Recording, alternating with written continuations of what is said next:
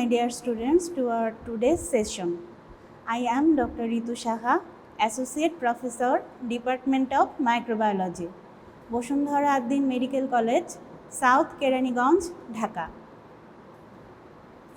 Today, I am going to discuss with you about the introductory chapter of microbiology, that is microscopy and staining.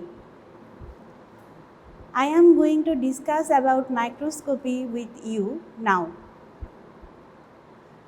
You know, microbiology means the medical science which deals with microorganism. Micro means too small to see. All the microorganisms are classified into two types, that are prokaryotes, that means they have single cell, and eukaryotes, that means they have multiple cells. Bacteria are prokaryotes. Virus are acellular, and rest of the microorganisms are eukaryotes. The sizes of microorganisms are measured in micrometer and nanometer. You know, 1 micrometer means 10 to the power minus 3 millimeter, and 1 nanometer means 10 to the power minus 3 micrometer. Bacteria are described in micrometer and virus particles are described in nanometer. Usually, bacteria are measured about 0.2 to 1.5 micrometer in diameter, and virus particles are ranges from 20 to 300 nanometer in diameter.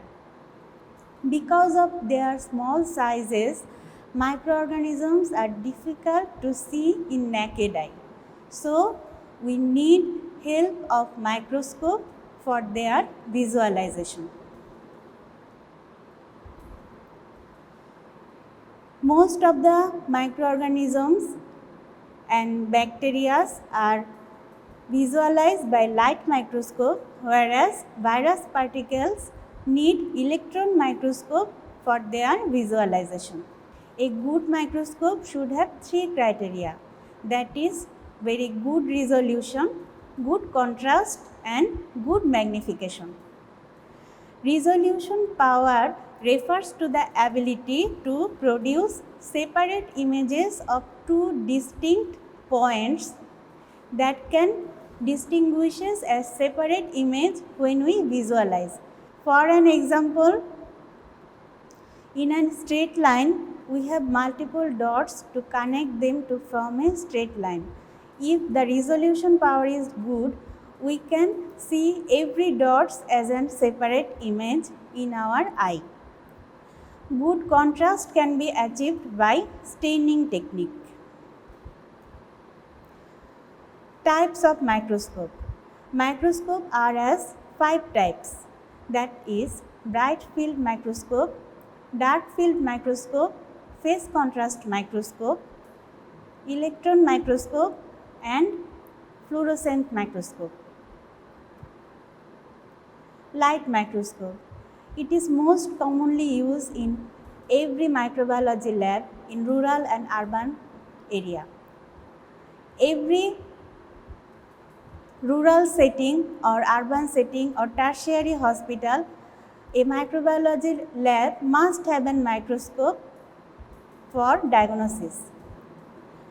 A light microscope has several parts, as you know from your higher secondary knowledges, that are a microscope, light microscope have base, a light source, iris diaphragm, condenser, stage, ocular lens and objective lens.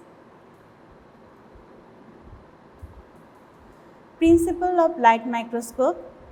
The light emits from the light source, pass through the iris diaphragm and fall on the specimen. The light rays passed to the specimen is gathered by the objective and magnified image is formed. The magnified image is further magnified by ocular lens and the final magnified view is visualized in our eye. In this figure, the principle of light microscope is seen. Now, dark field microscope. It is almost similar to light microscope, but an exception is here in condenser. Here, the condenser has a dark spot and the surrounded area is an annular hollow. The dark spot of condenser blocks the light from the light source to enter the specimen directly, and the annular hollow aids in passage of light obliquely, so that the microorganism is remained as bright and the background is visualized in our eye as dark. So it is known as dark field microscopy. Application of dark field microscopy. We use dark field microscopy to identify living unstage cell and bacteria and structure of bacteria like capsule, which cannot be visualized in light microscopy. Phase contrast microscopy. The condenser is similar to that of dark field microscopy in phase contrast microscope, but an extra part is added here, which is known as phase barrier. In a specimen, microorganism has different parts such as cytoplasm, nucleus, mitochondria and different organelle. You know, different organelle have different refractive index. The part that has more refractive index is emit or deviate the light from the light source and that heated to the phase barrier. The undeviated light rays strike to the phase barrier directly, and the object or organelle that have more refractive index is visualized by undeviated light. But the deviated light shows usually the background and that cannot hit the phase barrier. So, the organelle that have more refractive index visualize as dark field and dark color, and rest of the specimen or organelle is bright in our eye.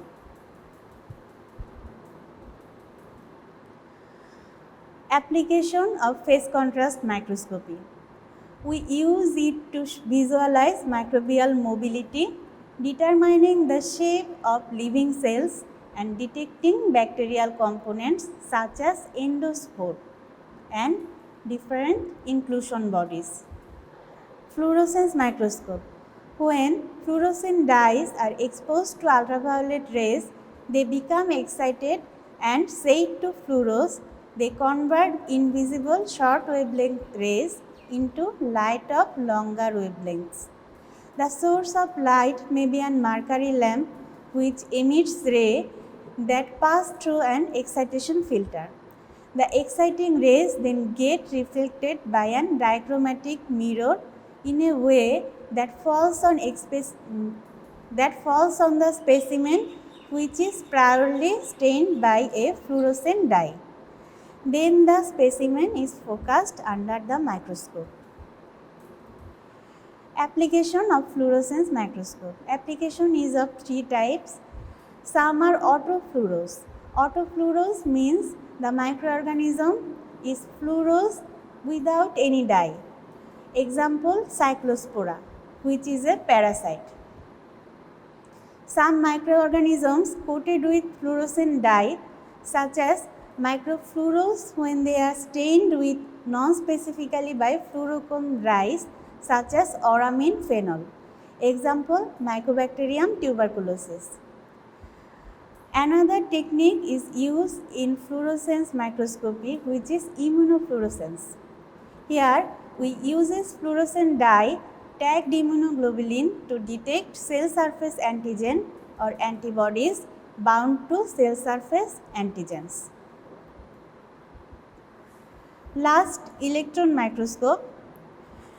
An electron microscope uses accelerated electrons as a source of illumination and microscopy, because the wavelength of an electron can be up to 1 million times shorter than that of visible light photons.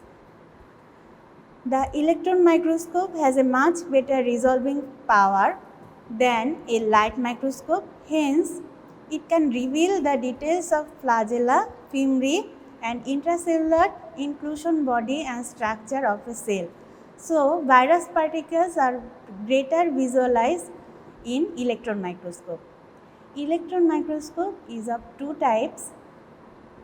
One is transmission type electron microscope, two is scanning type of electron microscope. That's all of microscopy.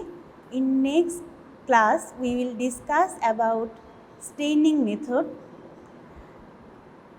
Thank you all for your patience hearing.